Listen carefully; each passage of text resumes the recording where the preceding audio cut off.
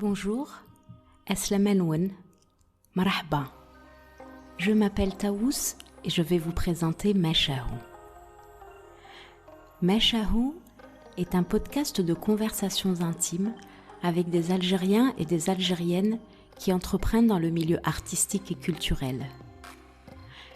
Ils ont en commun d'être passionnés, créatifs, imparfaits, inspirés et surtout inspirants. Ils font de leur mieux et ils font. Chaque épisode vous fera découvrir une nouvelle personnalité, son parcours et ce qui l'a poussé à tracer son propre chemin. J'espère que cela vous inspirera, que cela vous chatouillera les oreilles. En tout cas, j'ai un immense plaisir à partager avec vous ces moments intimes.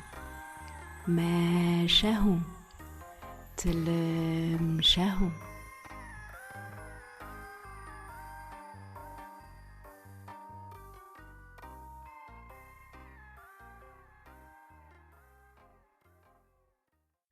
Dans cet épisode, je rencontre Maya Benchir Elfgoun, artiste peintre.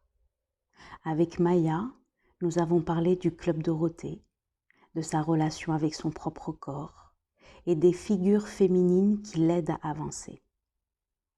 Durant cette Meshahou, j'avais en face de moi une jeune femme intelligemment belle, pudique et humble, une artiste au sens large du terme qui poursuit sa quête de soi et tente de cohabiter avec ses peurs, ses joies, ses peines, ses émotions.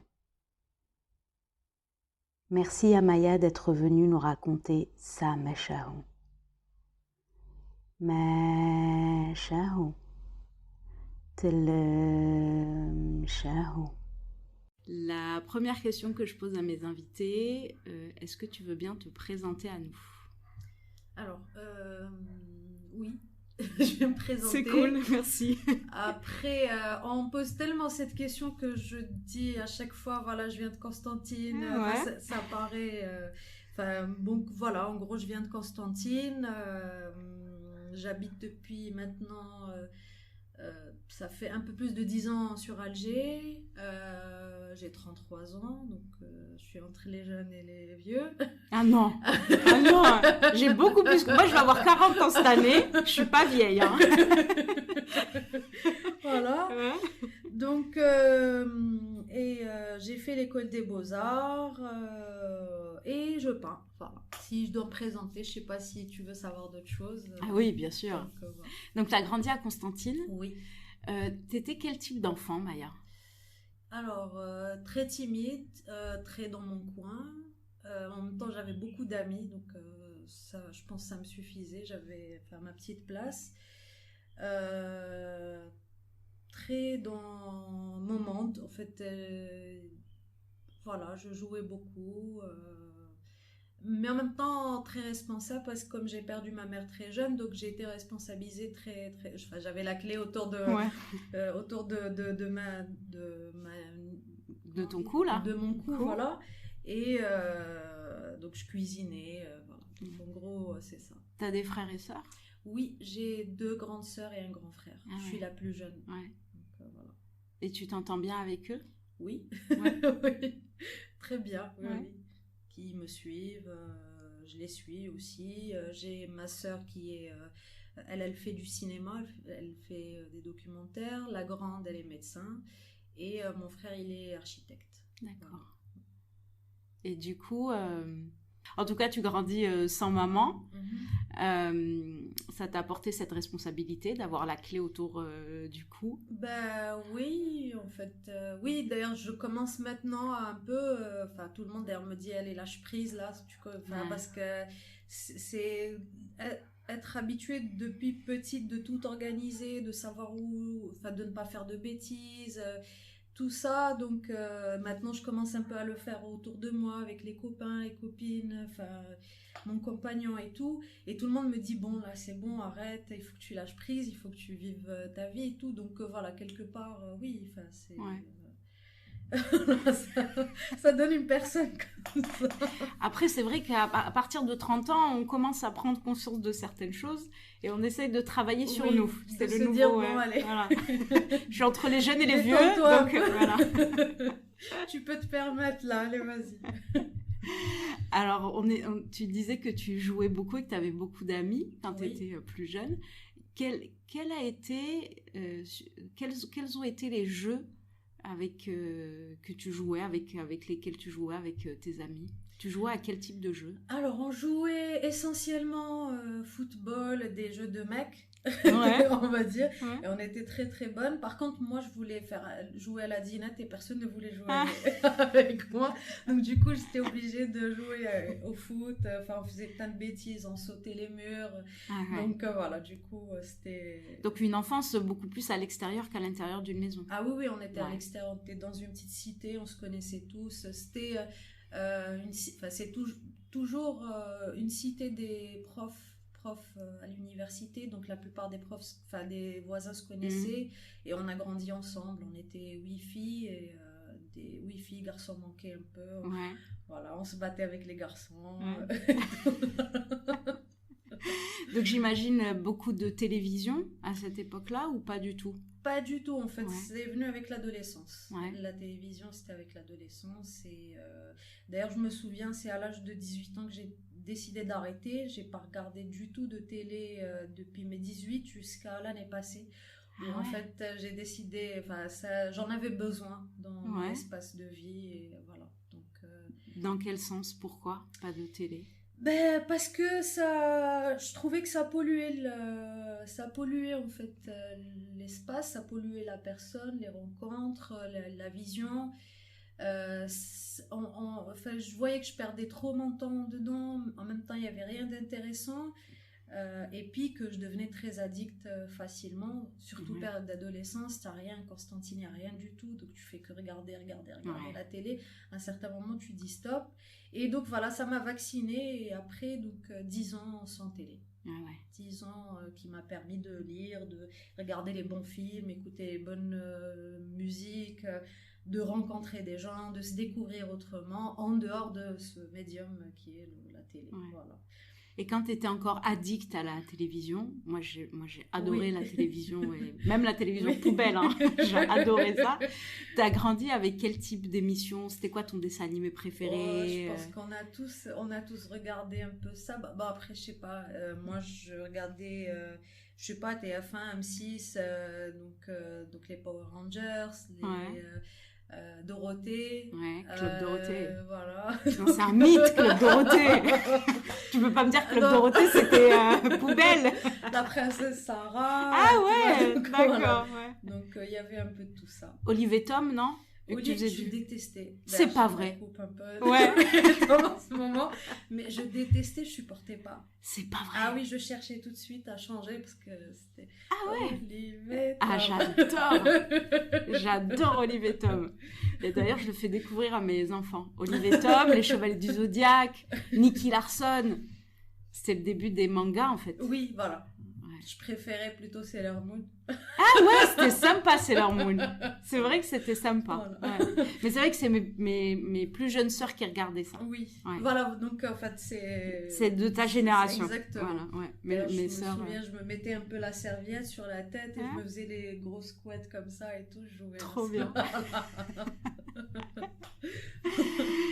Donc après avoir biberonné la télévision Oui. Club Dorothée, 18 ans, Oui. tu décides de faire quoi à tes 18 ans? Tu te rappelles du jour de ton anniversaire de tes 18 ans? Alors, je me rappelle pas du jour de mon anniversaire, mais je me rappelle de l'année que c'était assez particulier parce que je devais absolument avoir mon bac et je l'ai pas eu.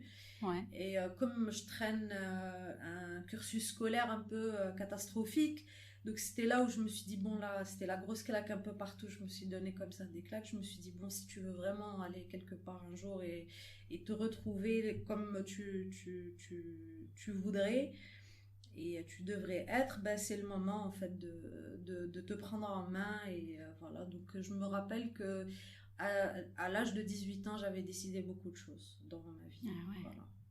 Donc, c'était l'année charnière, on va Ouais. dire. Voilà. Et du coup, tu décides de repasser ton bac ou pas du tout? Oui, Ouais. donc je l'ai repassé ici, je suis venue chez ma soeur, j'ai passé une année ici avec eux. Je l'ai repassé, je l'ai eu et d'ailleurs là donc j'ai passé le concours des beaux-arts. En même temps je savais pas trop si j'allais l'avoir. Je me suis dit bon, qu'est-ce que tu veux d'autre? J'ai passé je me suis inscrite à l'université de Blida pour faire italien.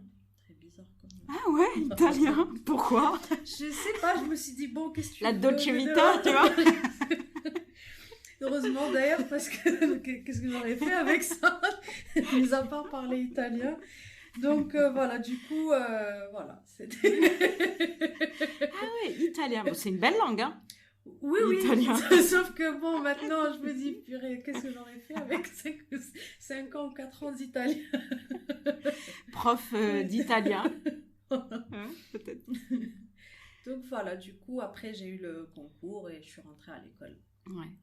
Est-ce que tu fais une inscription genre consciente que c'est ça que tu veux faire ou tu étais encore trop jeune et que tu te disais bon, je tente et puis on verra ce que ça donne? Ça faisait 2 ans, je pense, ou 3 ans que je savais que je voulais faire quelque chose d'artistique, mais je ne savais pas en fait quelle serait en fait la forme. Et donc une fois que j'ai passé le bac, c'est là où je me suis dit non. Bon, à l'époque j'aimais les animations 3D, enfin j'aime toujours, hein. Donc voilà, je suis rentrée à l'école en me disant voilà, tu vas faire design graphique pour un jour peut-être faire des films et des films d'animation. Et en première année déjà là, j'ai commencé à toucher à la matière. Je me suis dit tu es faite pour autre chose. Donc tu es dans l'art, mais par contre il faut que tu touches à la matière. Ouais, il faut que ton corps s'exprime, il faut que je sois fatiguée tous les jours, il faut que je sente mes mains, donc voilà, c'est ça. Et puis ça se retrouve beaucoup dans tes œuvres. Quelle est la relation que tu as avec le corps, avec ton corps et avec le corps de manière générale? Alors le corps, pour moi, il véhicule beaucoup de choses. Donc, et mon corps, donc par rapport à mes œuvres, comme elles sont grandes, et en fait c'est un choix aussi qu'elles soient grandes, c'est de sentir non seulement en fait d'être d'abord, avant de demander à l'autre d'être face à face à mes personnages, je suis moi-même face à face à ces personnages, donc ils sont autant immenses que moi, et donc pour les peindre, ben, il faut que je sente aussi mon corps, et il faut que je sois autant en eux que eux en moi. Voilà. Ouais, on dirait une comédienne qui parle de son personnage. Bah c'est ça. Oui, donc c'est une performance. Ouais. Donc voilà, je me mets par terre comme ça, je prends un escabeau. Donc c'est un travail physique, très très physique. On a tendance à croire que c'est juste comme ça, sauf que non, c'est très très physique. La peinture. Enfin, en tout cas les grands formats. Oui, les grands formats, c'est. Et c'est très important pour moi. Et puis qu'on le sente. Quand on est face à ça, qu'on sente tout ça, que ça soit quelque chose... Et du coup, là, en prenant un peu de recul, est-ce que tu penses que ton travail que tu as fait avec ton corps t'a aidé à connaître ton propre corps? Est-ce que ton art t'a aidé là-dedans ou pas du tout?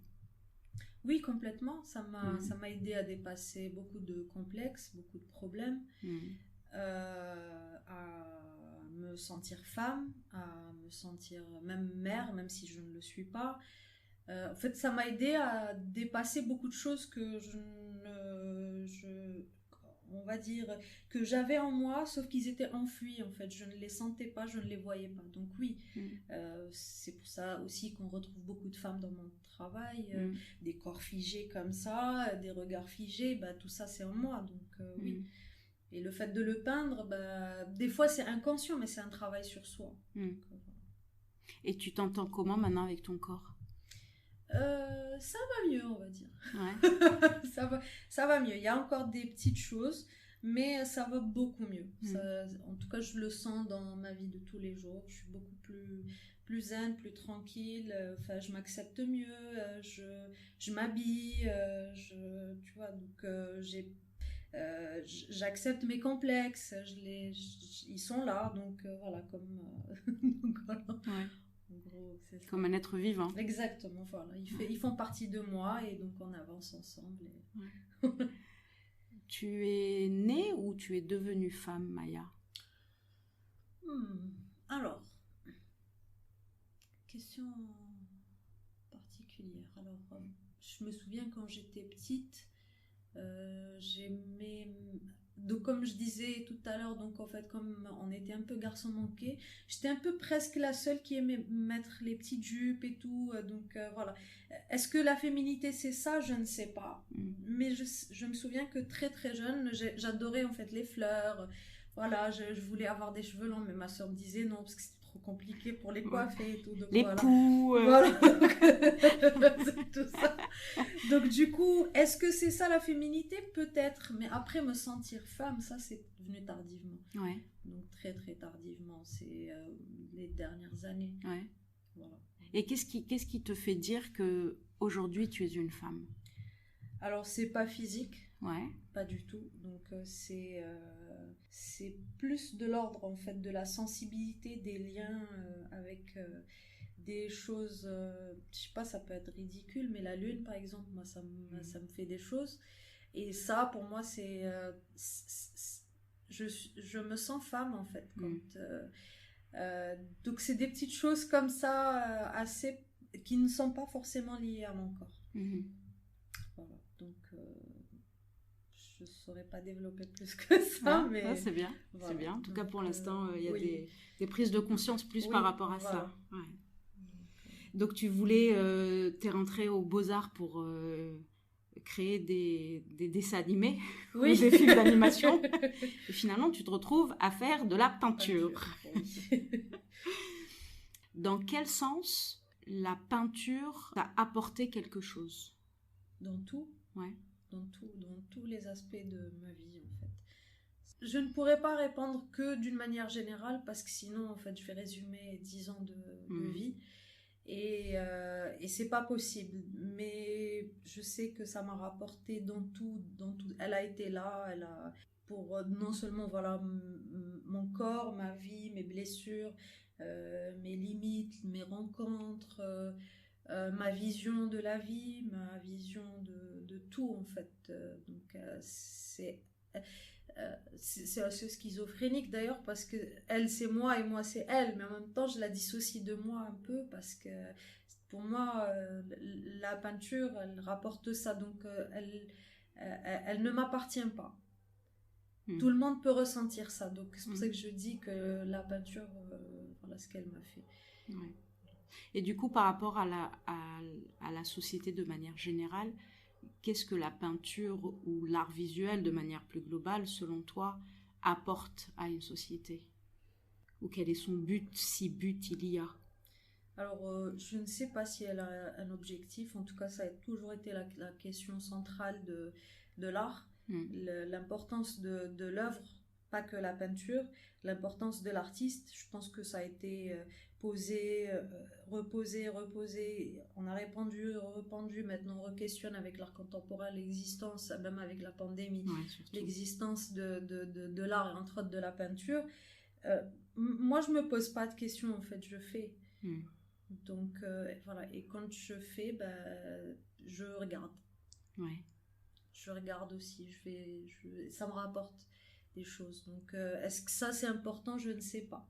Mais par contre c'est là, le besoin est là et d'aller vers ça. C'est comme dire pourquoi cette couleur? Est-ce qu'on a besoin de couleur dans la vie? Est-ce qu'on peut être en noir et blanc? Est-ce que c'est là, on prend et on aime ça et ça... Ouais. Et toi, en tant que, du coup, pas en tant qu'artiste, mais en tant que Maya, quand tu vas voir, je sais pas, un film, ou t'écoutes une chanson, tu vas voir une exposition, qu'est-ce que tu attends d'une œuvre artistique, toi, en tant qu'observatrice?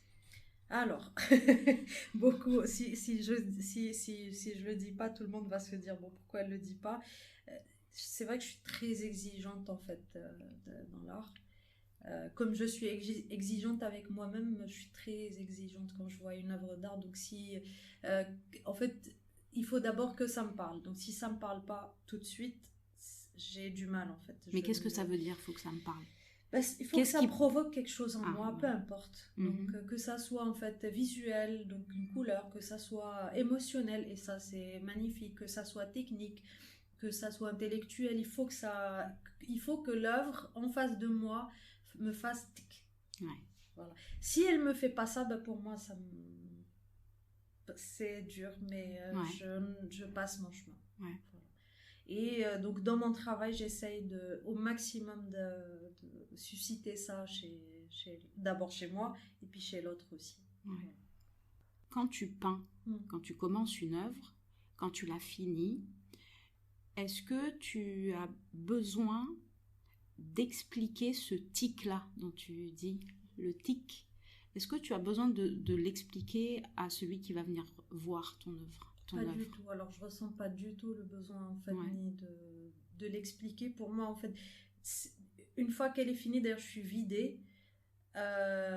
Pour moi, j'ai tout mis à l'intérieur. C'est bon. Il y a une part de moi qui est partie. Et donc, d'ailleurs, les vernissages et tout, c'est très, très dur parce que ça me demande, en fait, une énergie. Et même, ça reste assez faux, en fait.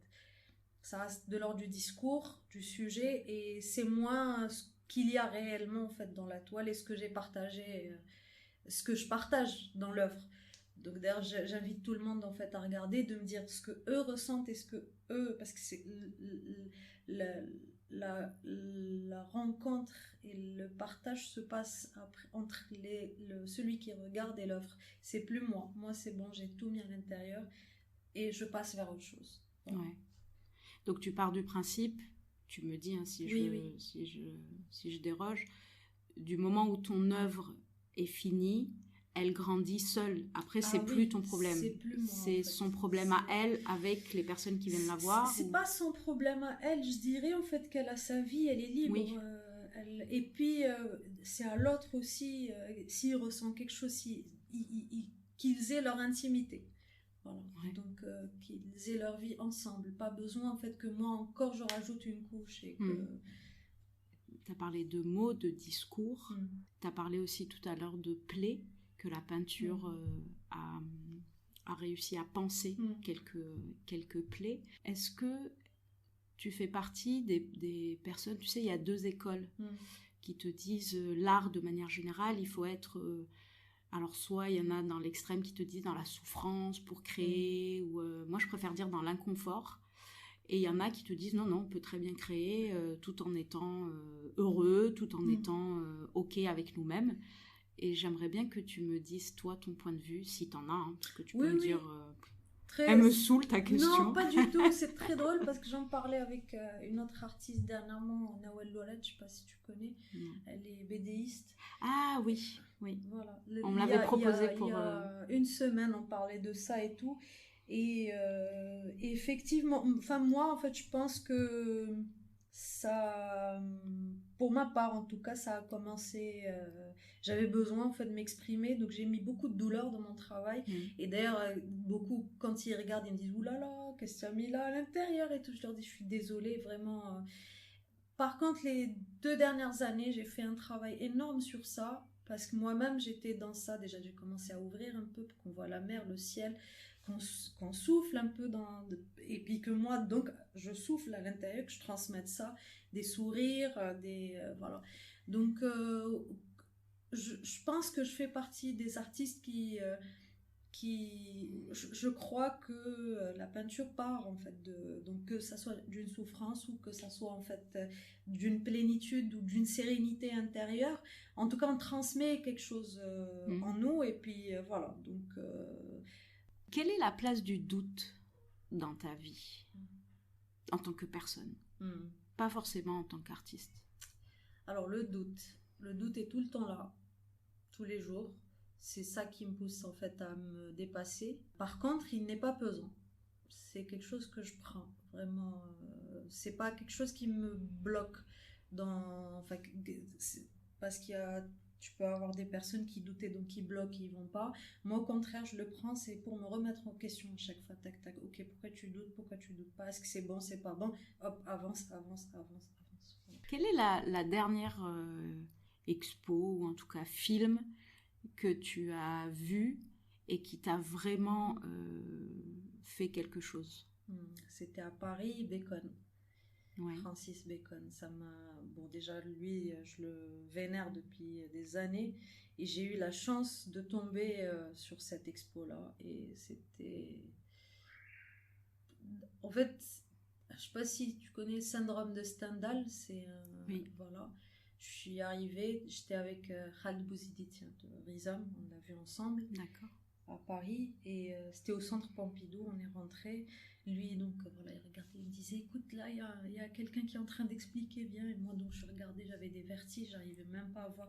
Je suis sortie, je suis revenue, et ça me bouleverse jusqu'à aujourd'hui. Voilà. Dernière exposition, c'était celle-là. Et tu as senti dans cette exposition le doute pesant? Je l'ai compris, Ouais, j'ai compris ça. Bacon en fait. Moi qui cherchais à le comprendre depuis très longtemps, et je me posais la question, pourquoi ça, pourquoi il a mis ça, pourquoi il a fait ça, attends, pourquoi. Je suis rentrée, j'ai compris, je suis sortie, je me suis dit, oula, d'accord. Okay.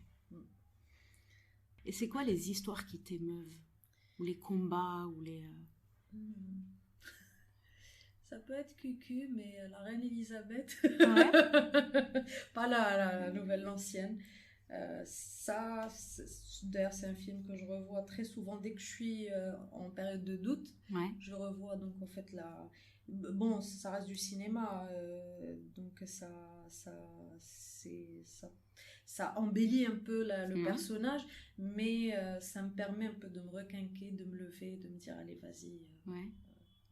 Et qu'est-ce qui te requinque chez ce personnage? Je vois la force de ces personnes-là, comment en fait elles se sont battues, comment elles se lèvent, comment elles arrivent en fait à faire face à des choses en soi ou en fait un obstacle extérieur et qui continue.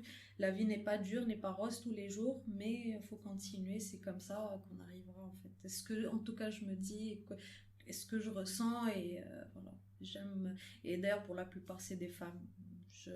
Pour les hommes j'en ai pas énormément.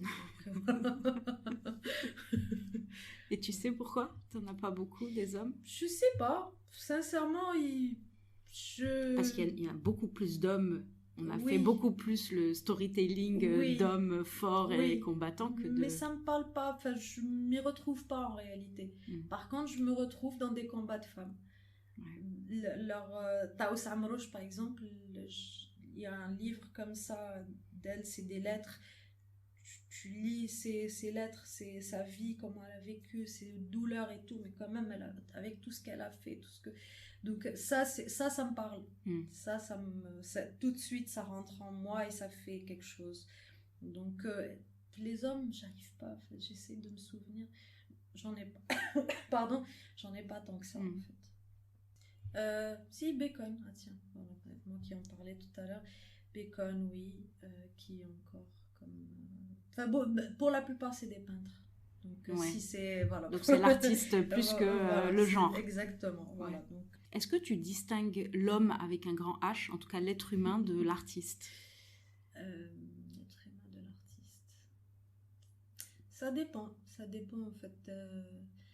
Des fois, en fait, je me dis... Merkoub. C'est pas possible, c'est pas son histoire, c'est pas lui, c'est pas la personne. Des fois je me dis non, c'est vu son histoire, il a pas pu créer ou elle quelque chose comme ça. Je pense par exemple à Bacon avec son histoire parce que lui son père le séquestrait et tout. Enfin, des fois je me dis c'est lui, c'est son histoire qui a fait ça. Après je me dis non, c'est pas possible, il devait avoir déjà quelque chose parce qu'on peut tous avoir une histoire douloureuse mais on fait pas forcément quelque chose avec. Bien sûr. Donc voilà, du coup c'est... Ouais. Donc ça dépend, des fois je distingue, des fois je distingue pas. Ouais. Donc, et quand l'homme, là Bacon c'est lui qui a été victime de son passé, mais quand... l'artiste est lui-même Haggar, ou en tout cas qui fait du mal. Comment on se place? Est-ce qu'on doit se placer dans ce genre de discours ou est-ce que c'est une évidence ou Je pense que oui, il faut se placer. Après, bon, l'œuvre, elle dépasse l'homme.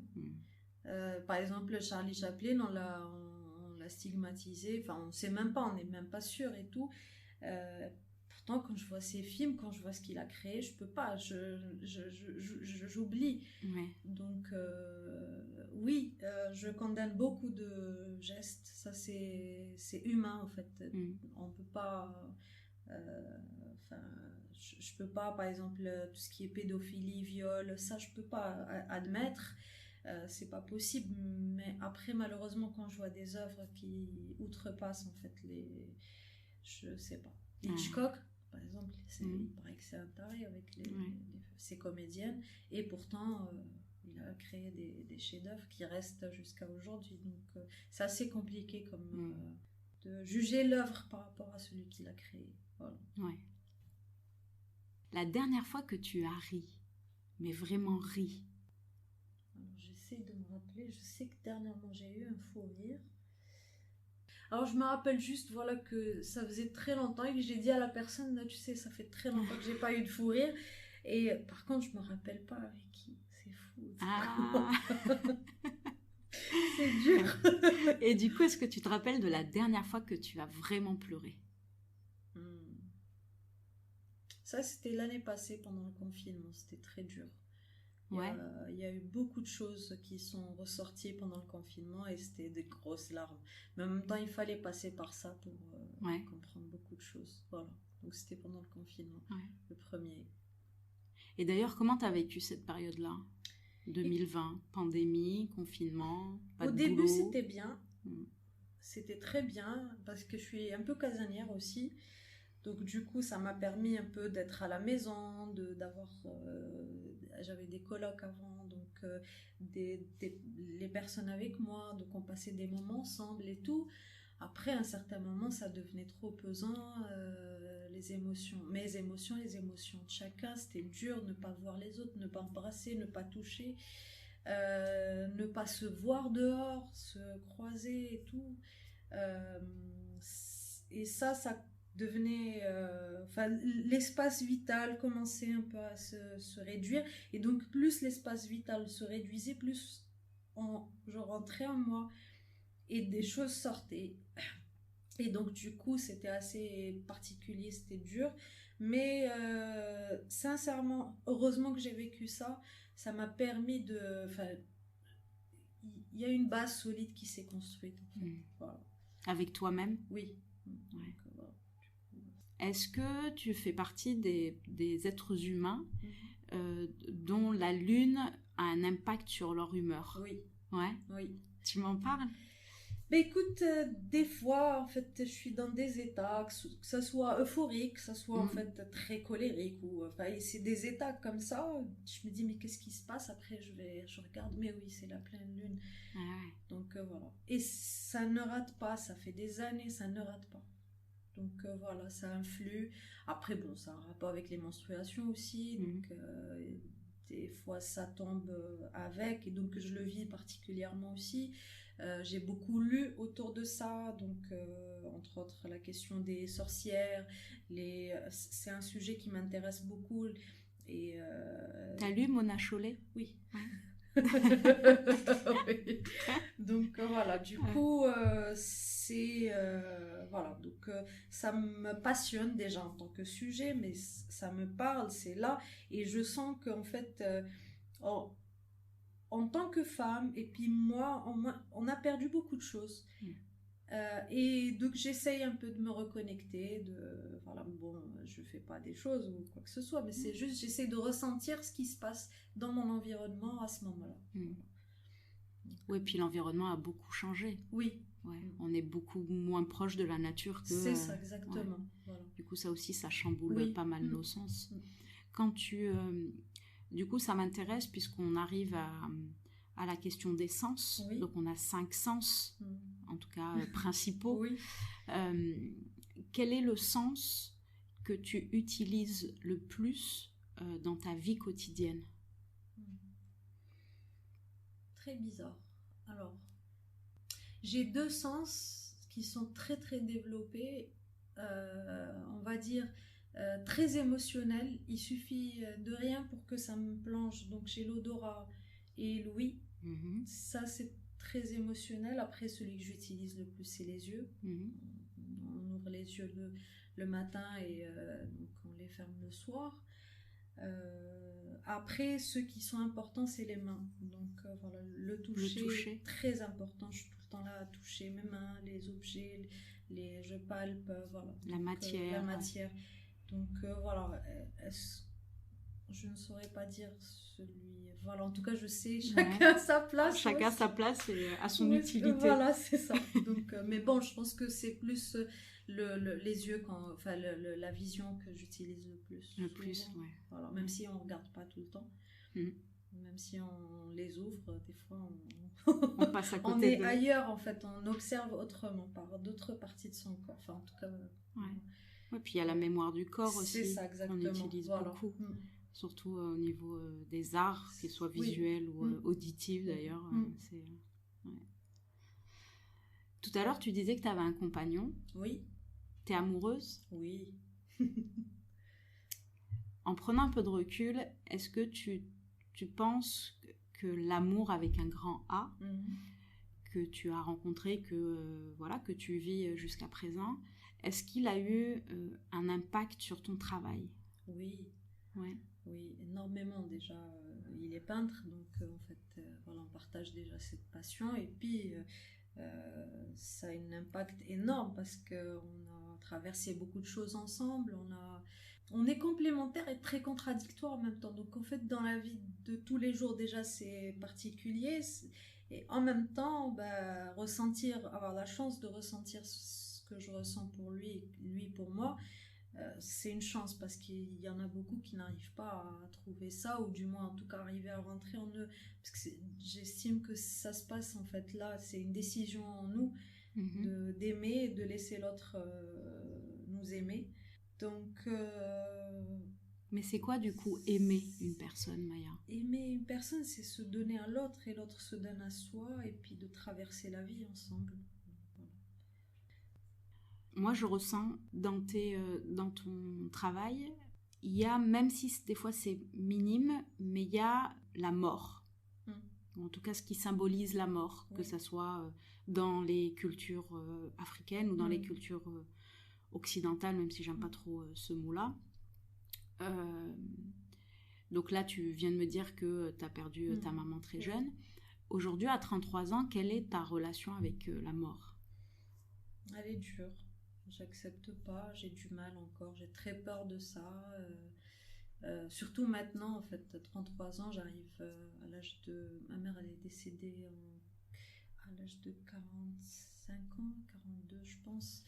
Donc je commence un peu à rentrer dans cette période-là où en fait, c'est plus l'enfant qui a perdu sa mère, mais c'est l'adulte qui... Donc il y a un autre rapport, et donc du coup, c'est quelque chose de... Enfin... Je suis pas en sérénité du tout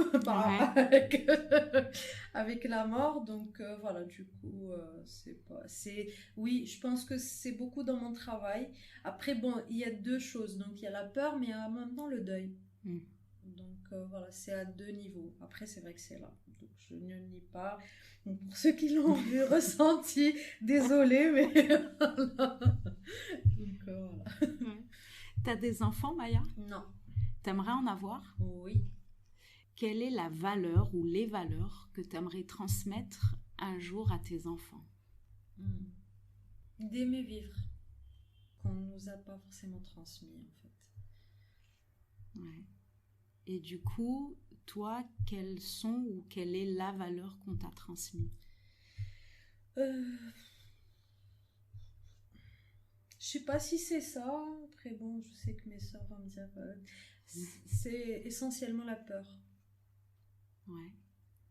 Donc voilà, c'est ça m'a été transmis en fait, c'est pas quelque chose qui est en moi, mais voilà, donc c'est la peur. La peur de manière générale. De tout, voilà. Et d'ailleurs j'en ai parlé avec mes soeurs et tout, il paraît que ma mère c'est quelqu'un qui avait peur de tout, donc ça m'a été transmis. Voilà, sinon il y a autre chose, ça, par contre c'est du côté de mon père, c'est la dimension de la liberté en fait, d'être libre. Libre dans ses pensées, libre d'être, libre de... Enfin voilà, c'est quelque chose que j'ai appris, en tout cas qui m'a été transmis par mon père. Ouais. Voilà. Quelle était ta relation avec ton père quand tu étais plus petite? Je me rappelle pas vraiment, mais d'après les photos, on était très proches. Enfin, il me prenait très souvent dans ses bras et tout. Après, à partir d'un certain âge, enfin, ça reste assez. Je le qualifie un peu du genre de père qu'on retrouve, je pense, de notre génération, qui reste, qui ne s'exprime pas vraiment, qui ne dit pas ce qu'il ressent, même si tu le ressens, mais il n'y a pas vraiment de communication entre les deux et tout. Voilà. Donc c'est plutôt cette relation-là. Après, je te dis, quand je vois les photos, je le vois vraiment très câlin. Donc je sais pas pourquoi. Il y a eu en fait cette coupure-là. À quel moment, voilà, surtout. aussi. Donc voilà. Si un jour tu devais avoir un pouvoir magique, ça serait lequel? Alors, voyager facilement. Ah ouais. Mais alors tu le dis parce qu'on est enfermé depuis plus d'un an, ou est-ce que ça a toujours été cette envie-là de téléportation? Téléportation. Alors c'est aussi simple que parce que je suis claustrophobe, j'ai très peur des moyens de transport, donc du coup ça me permettra d'éviter ça, de voyager très souvent. Ah oui, t'es claustrophobe? Voilà, oui. Ah ouais. Donc c'est hyper compliqué pour moi l'avion, hyper compliqué tous les transports. Donc du coup voilà, ça me permettrait de vivre le voyage, les vacances et tout autrement. Ouais. Et si on devait te donner une boule de cristal, oui, et tu devais choisir, oui, de soit tu repars dans le passé, ou bien tu vois ton avenir, qu'est-ce que tu choisirais? L'avenir. Ouais. Tu veux voir ton avenir? Oui. Ouais, ça t'intéresse? Oui, surtout que le passé, c'est bon, il est passé, je le vis, donc il est avec le présent, donc je préfère aller vers l'avenir. Ouais. Quelle est la première chose que tu aimerais voir ou savoir de ton avenir? Est-ce que j'ai fini par avoir ma maison en bord de mer?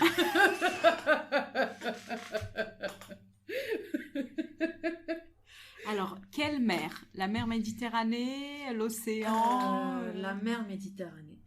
En Algérie?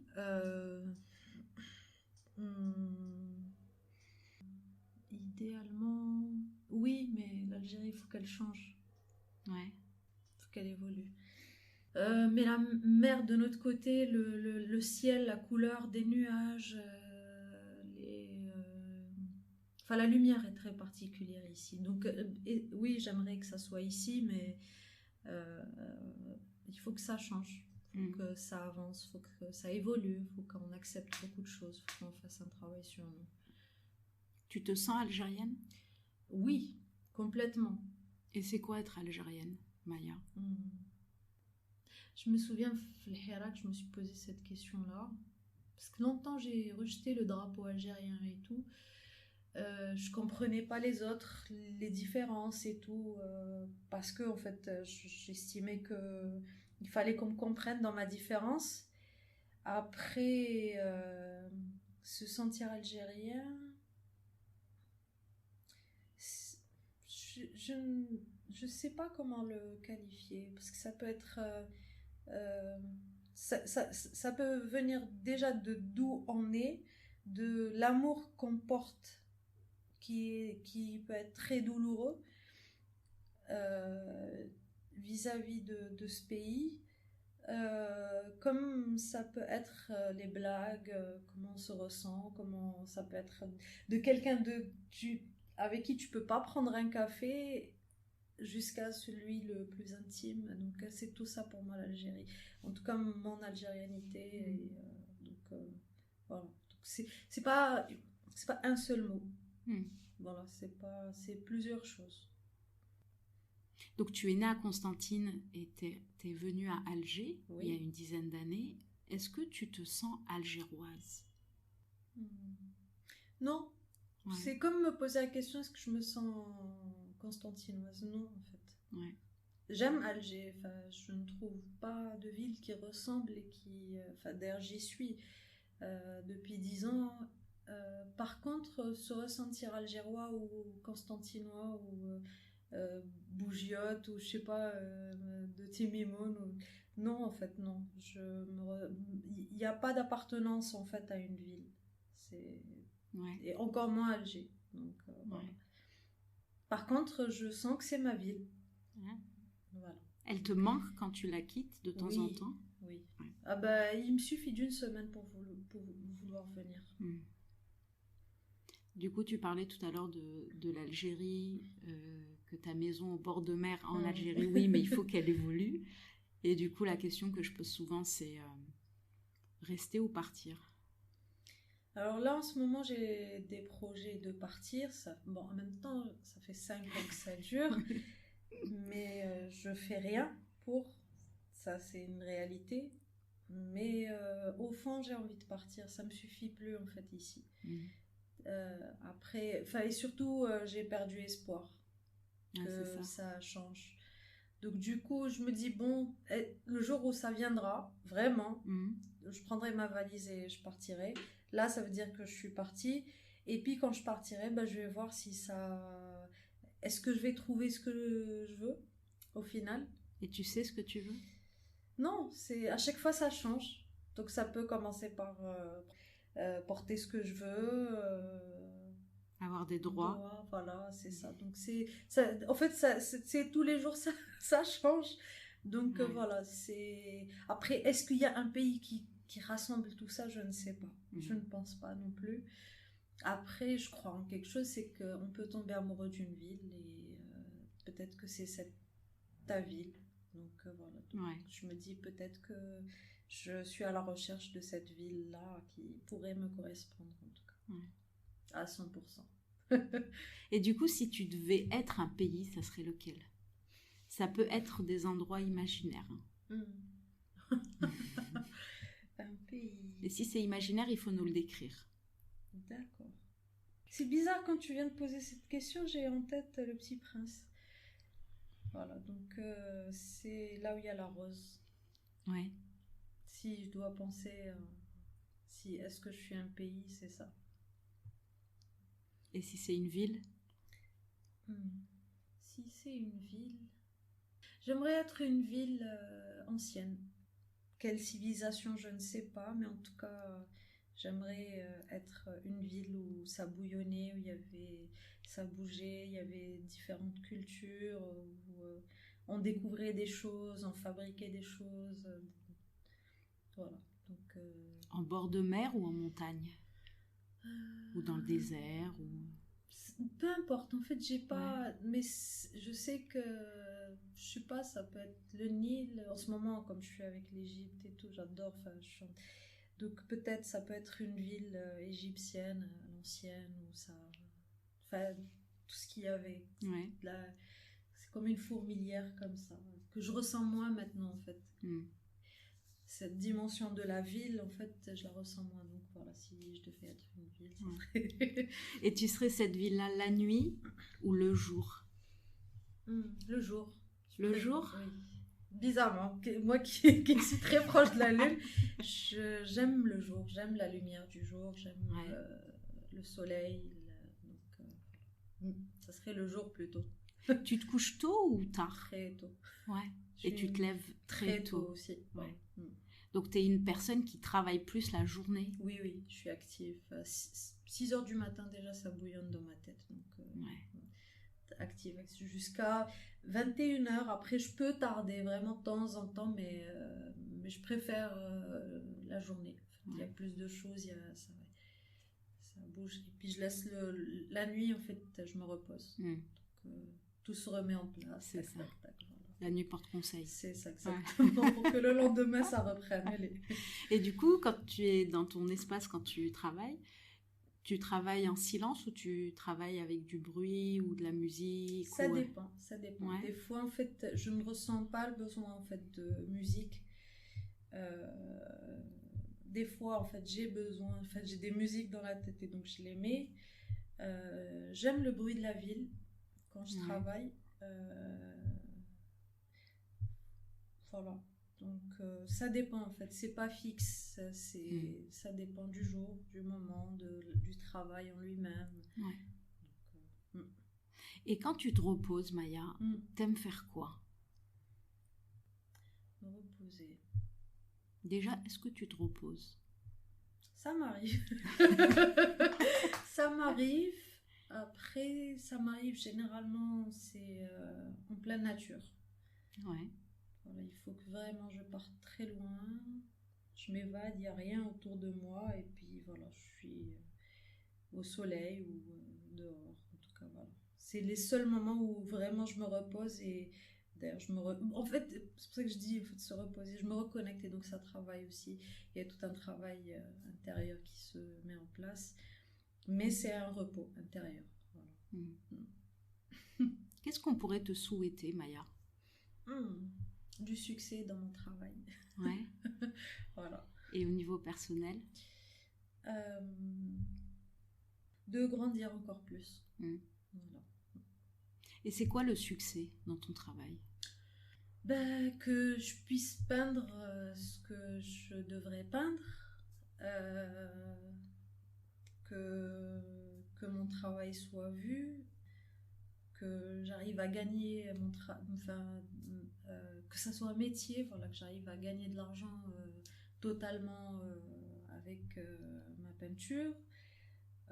Voilà, donc que ça soit un travail passionnant, et qui, à l'âge de 60 ans, 70 ans, 80 ans, 90 ans, je me dirais, voilà, tu es là, tu es face à ton métier, face à ta peinture, tu aimes ça, tu as réussi à arriver là où tu voulais, et tu continues, et que je rapporte des choses aux autres, et voilà. Donc voilà pour moi le succès dans mon travail. C'est chouette. Et du coup, selon toi, est-ce qu'il y a un art algérien? Je me pose toujours la question, mais je ne pense pas qu'on soit encore arrivé à ça. C'est bon, beaucoup peut-être peuvent se dire, ils vont pas être d'accord forcément avec moi, mais j'ai vu, on a un art jeune encore. Donc mazal ma l'hagnash encore. Il est audacieux, notre art. Il est rentre dedans, il ose. Mais par contre, pour dire, voilà, il y a une forme d'art algérienne, pas encore. Par contre, il est très diversifié.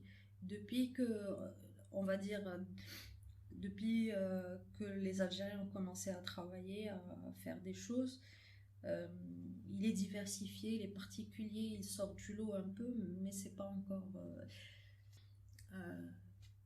je ne sais pas ce qu'on pourrait le qualifier comme... Est-ce qu'on peut l'analyser? Est-ce que, en dehors de chaque personne qui l'a fait, parce que pour le moment c'est des personnes, c'est des petits groupes, voilà, donc du coup, en gros c'est ça. Donc pour toi il est encore jeune? Oui, donc il n'y a pas encore...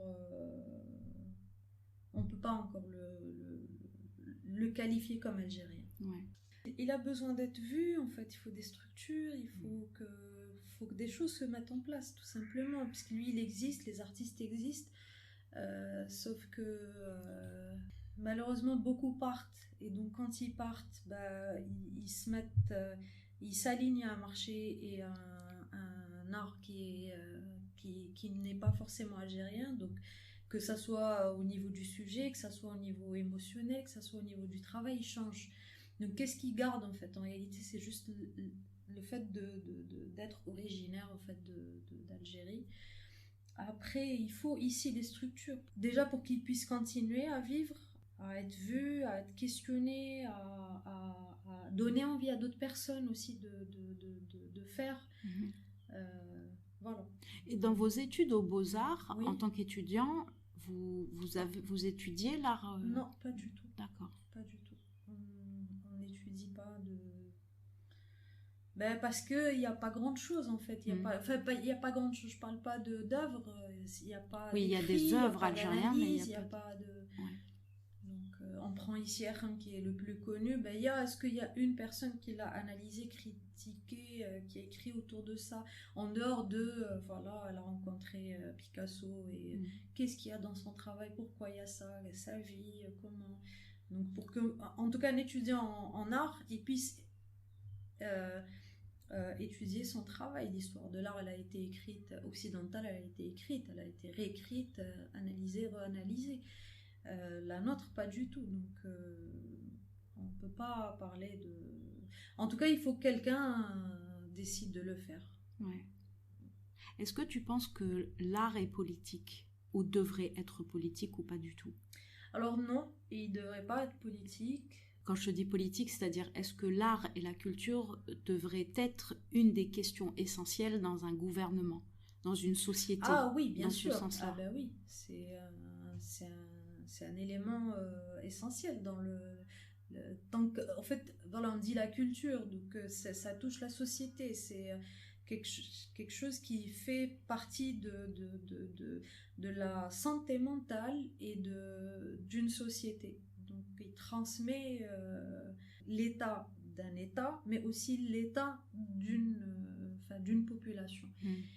Après, ta première question, est-ce qu'il y a du politique dans l'art politique, donc en dehors de la question culturelle et donc comme élément d'un État, je pense que tout art porte en lui une part de politique, mais il n'est pas forcément politique. Voilà. Et l'artiste en lui-même, est-ce qu'il doit être politisé ou pas? Non, pas forcément. Après, si ça fait partie de la personne, ça se verra dans son travail, dans ses engagements. Mais non, il y a plein d'artistes qui ne sont pas politisés et qui font des merveilles. Et voilà, donc non, je pense pas. En tout cas, c'est pas quelque chose de très, très important dans le travail, pour moi. Ouais. Pour ma part. Je veux juste revenir, tout à l'heure, tu as dit par rapport à cet Algérien, par exemple, qui est parti à l'étranger. Oui. Et que finalement il va créer des œuvres ou en tout cas un art, mais la seule chose qu'il a avec l'Algérie, c'est ses origines. J'ai envie de te dire, mais son histoire avec l'Algérie. Oui, mais l'histoire, elle continue. Oui. Donc quand tu pars, ton histoire, elle sera avec un autre pays, et non en fait celui de l'Algérie. Donc même si tu restes rattaché, mais ça sera... je sais pas comment expliquer, c'est particulier. On puise quelque chose de là où on vient, mais aussi de là où on vit. Une fois qu'on sort de là où on vit, c'est compliqué de rester connecté. On reste connecté juste des choses qu'on a vécues, mais non en fait quelque chose d'actuel et de pas forcément politique. Hein. Oui, bien sûr. De tous les jours, de ce qu'on observe. Voilà, on va rester dans une nostalgie de l'Algérie, ou bien des questionnements entre autres qui touchent l'Algérie, mais tu seras loin. Enfin, d'ailleurs, ça a été une grosse question de quelle légitimité toi tu viens travailler sur ça. Sauf que non, tout le monde peut travailler sur ce qu'il veut. Mais je pense qu'il y a un détachement qui se fait. Déjà, le fait de partir, il y a un détachement. Il faut être réaliste et il faut être vrai, en fait, avec... Et du coup, ce détachement-là, est-ce que c'est pas l'histoire aussi qu'on a avec l'Algérie? Que cette personne-là a avec l'Algérie? Reformule ta question. Que ce détachement-là, en tout cas cet exil, oui. est aussi l'histoire de l'Algérie. Oui, c'est un travail sur l'Algérie, mais par contre, est-ce qu'il est algérien? Est-ce que c'est de l'art algérien? C'est ça, il est métis. Mais je ne pense pas que... D'ailleurs, c'est aussi ça qui fait que je me pose la question, est-ce qu'on est encore arrivé à ce stade de dire qu'il y a un art algérien? Parce que déjà là, c'est problématique. Voilà. Ta plus grande peur, Maya? Mourir. Mourir. Enfin, j'ai beaucoup de peur après ma plus grande, je sais pas. Ça dépend des moments. Ah ouais. Donc, voilà. La solitude. C'est la solitude. Pourtant, je présume qu'on est très seul quand on peint. Alors, la solitude de la peinture, je ne suis pas seule. Je parle avec des gens, donc tous les jours, ce que je dis pas et tout. Donc je suis là, je règle des trucs. Donc je suis pas seule quand je peins. Mais je suis seule quand je ne peins pas. Voilà. Ouais. Enfin, il y a une sensation de solitude. Après, voilà, c'est un travail sur soi qui doit se faire. Donc, mieux, je pense que la solitude nous accompagnera jusqu'à la fin. Après, voilà, c'est le travail de comment vivre avec et en étant bien, tranquille. Ouais. Ta plus grande réussite jusqu'à présent, c'est quoi? Je ne sais pas. Ouais. Je ne sais pas. Pour le moment, je ne sais pas. Je suis encore en travail, on va dire. Je ne palpe pas vraiment les choses de cette manière. Et au niveau personnel? En fait, c'est pas quelque chose qui se rattache à moi, mais c'est plus de la gratitude, je sais pas si c'est le terme, peut-être pas, mais d'être entourée en fait, d'être aimée. Ça, je suis heureuse de ça. Voilà. Alors j'ai 2 questions rituelles à Meshahu. Oui. La première question, c'est quelle est ou quelles sont les personnes que tu aimerais écouter à Meshahu? Ah bah tiens, il y a 2 personnes, Khan Bouzidi et Mahdi Jalil. Je te les conseille. Ça marche. Et j'ai envie de les voir un peu triturés. Rentrer en eux, qu'est-ce qui se passe? Allez, vas-y. Développe. 2 hommes. Ouais. Et la dernière question, c'est qu'est-ce que pour toi Meshahu? Écoute, c'est toi. Bon, j'ai déjà écouté, je t'ai dit, je connais. Par contre, je suis très charmée, très très contente et je pense que ce n'est pas la première fois et ça ne sera pas la dernière fois. Donc c'est toi en fait, Meshahu. C'est toi, c'est ton sourire, tes questions, c'est ce que tu portes en toi et voilà. Donc je suis très contente, vraiment. Je le dis très rarement. Ah, c'est cool. Vu Voilà. ton exigence. Vraiment, c'est magnifique. Et c'est toi, voilà. Je pense que si c'était quelqu'un d'autre, ça serait autre chose. Voilà. Merci beaucoup, Maya. Merci à toi. À bientôt. À bientôt. Merci à notre invitée d'être venue nous raconter sa Meshahu. Pour la suivre et prendre contact avec elle, nous vous avons mis toutes les informations dans le descriptif de ce podcast. Si vous avez aimé cet épisode de Meshahu, n'hésitez pas à vous abonner pour recevoir les prochains épisodes dès leur diffusion. Vous pouvez aussi nous aider à faire connaître Meshahu en parlant autour de vous et en laissant une note ou un commentaire sur l'application de votre choix. Si vous voulez prolonger la discussion, poser des questions, nous suggérer des invités, vous pouvez nous écrire sur les réseaux sociaux, par mail et sur notre site internet.